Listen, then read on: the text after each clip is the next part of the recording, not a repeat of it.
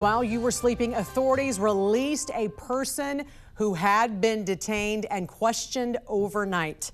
Thank you for joining us. I'm Jan Jeffcoat. It is Wednesday, February 11th. A lot of new developments this morning in the investigation as police right now are tracking multiple new leads hours after that haunting video of that armed suspect outside Nancy Guthrie's home the night she disappeared. This morning, here's what we're learning. Again, right now, police reportedly swarmed the home of that person they detained some 60 miles south of Tucson, less than 15 miles from the border. However, that person has been released. And this morning, Nancy Guthrie is still nowhere to be found as the search now reaches day 11.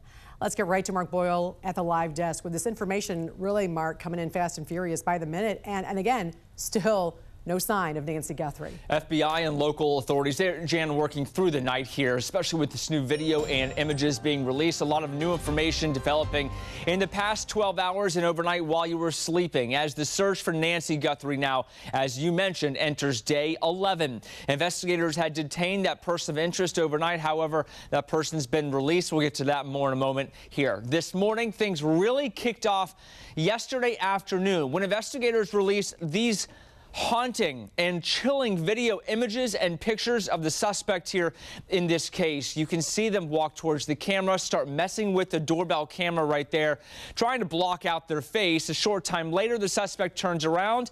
You see right here, tries to get, looks like some part of the bush and then cover up the camera. Really no rush at all. That's something also of note with all of this. They use it to hold in front of the camera. So then about 12:50 a.m. Eastern time, just a few hours ago, the FBI said they had detained a person of interest in this case near Rio Rico, Arizona, a rural community about an hour south of Tucson. Video coming into the newsroom now shows investigators combing for clues inside that car. Detectives were also at the residence of the person of interest.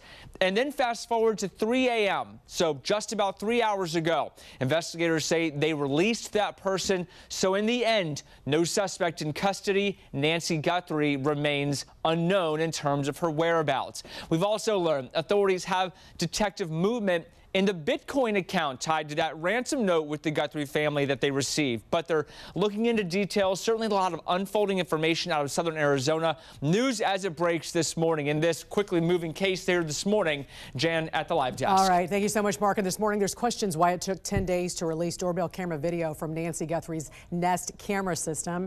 Pima County Sheriff Chris Nanos initially said there was no video available because the camera was destroyed and removed, and also that Nancy had no subscription to Google's video recording service.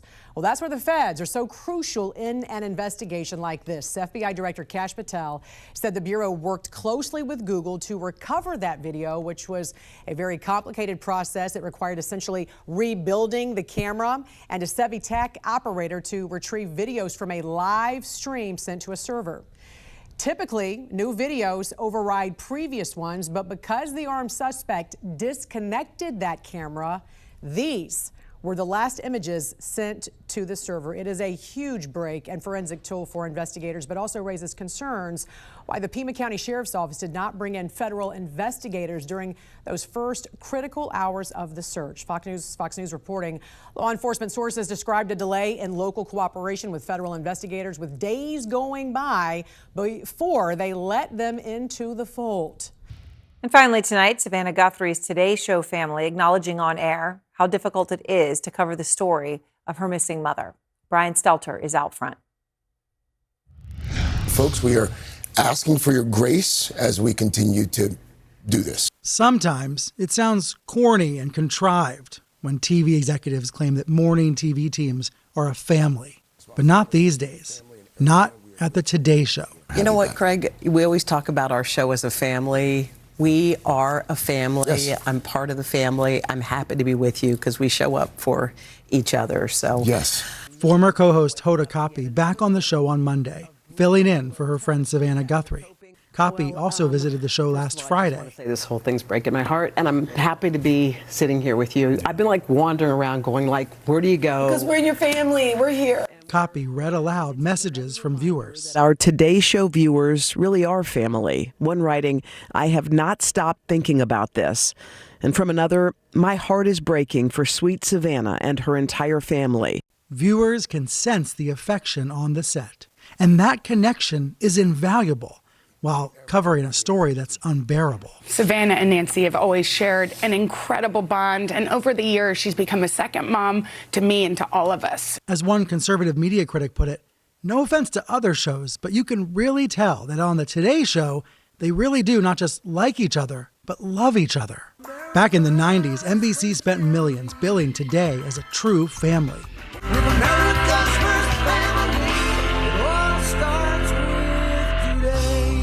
And viewers bought it, leading the show to an epic 16-year winning streak in the ratings. In 2012, Guthrie was promoted to co-anchor. Live from Studio 1A in Rockefeller Plaza. Guthrie helped start a new winning streak, and colleagues credit her with giving the show a family-like vibe. The hosts are genuine friends outside of work. They sometimes even pray together. Savannah and I actually went to the same church, go to the same church here in New York. The relationships have been forged through heartbreak. Copy recalled Guthrie's support when her daughter was sick. I'm looking at us and I was thinking, like, who was first in the hospital room when Hope was sick? Savannah. Right. Who hopped on a plane when your parents? Oh my gosh. Savannah. First person. Who was sitting by Uche? How about when your brother passed? I mean, she was there. And they are paying it forward now, galvanizing a nation into searching and praying for Nancy Guthrie. And I'm told Savannah's been staying in touch with her co-host friends, texting with some of them throughout this nightmare. As one NBC source said to me today, we're all just taking this hour by hour, hoping against hope for some glimmer of good news. Aaron?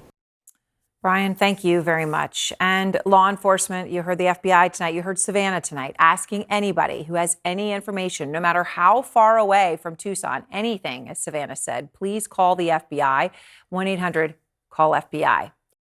On day 9 of the search for Nancy Guthrie, her daughter, Today anchor Savannah Guthrie, says the family believes their missing mother is still out there. But we are at an hour of desperation, and we need your help. The latest plea coming in a new video Monday as a purported deadline looms. We beg you now to return our mother to us so that we can celebrate with her. On Saturday, the Guthrie family appealed directly to the apparent kidnapper. On Monday, they appealed directly to the public. So I'm coming on just to ask you, not just for your prayers, but no matter where you are, even if you're far from Tucson, if you see anything, if you hear anything, if there's anything at all that seems strange to you, that you report to law enforcement. Investigators remained at Nancy Guthrie's home on Monday looking for any new clues in her disappearance. You know you had blood on the front steps. You know you have an 84-year-old woman who was taken out of her home against her will in what appears to be a surprise attack with a level of violence attached to it. Guthrie's purported kidnappers demanded $6 million by 5 p.m. Monday in an apparent ransom note sent to CNN affiliate K-Gun and other media outlets. The latest note included a threat to Guthrie's life, K-Gun reported. I'm Sherelle Hubbard reporting. Guthrie's possible abductors demanded $6 million by 5 p.m. yesterday, and that same note also included a threat to Guthrie's life, according to CNN affiliate K-Gun. The FBI also says it's not aware of any communication between the family and those suspected kidnappers. A second purported deadline has passed in the disappearance of Today Show host Savannah Guthrie's mother. According to a purported ransom note sent to a Tucson TV station, Nancy Guthrie's possible abductors demanded $6 million by 5 p.m. Monday. The note included a threat to Guthrie's life if demands weren't met. Just hours before that deadline passed, Savannah Guthrie posted another video to social media, this time addressing the public instead of her mother's alleged kidnappers. We believe our mom is still out there. She was taken and we don't know where. And we need your help. People seem to have been heeding that call, with the new billboards going up across the country urging anyone with information about the case to call authorities. The FBI releasing a new statement Monday night saying it still has not identified a suspect or person of interest in the case. The agency also appealing to the public, writing in part, quote, "Someone has that one piece of information that can help us bring Nancy home." Harvey Levin of TMZ, which also received the ransom note, reacting to the statement. Well, I think it aligns with Savannah Guthrie's desperate plea. The 4 videos released by the Guthrie family over the last week have varied in tone and also audience. The latest video by Savannah Guthrie, you can really hear how she wants the entire country to keep an eye out and report any new information. In Catalina Foothills, Arizona, I'm Ivan Rodriguez.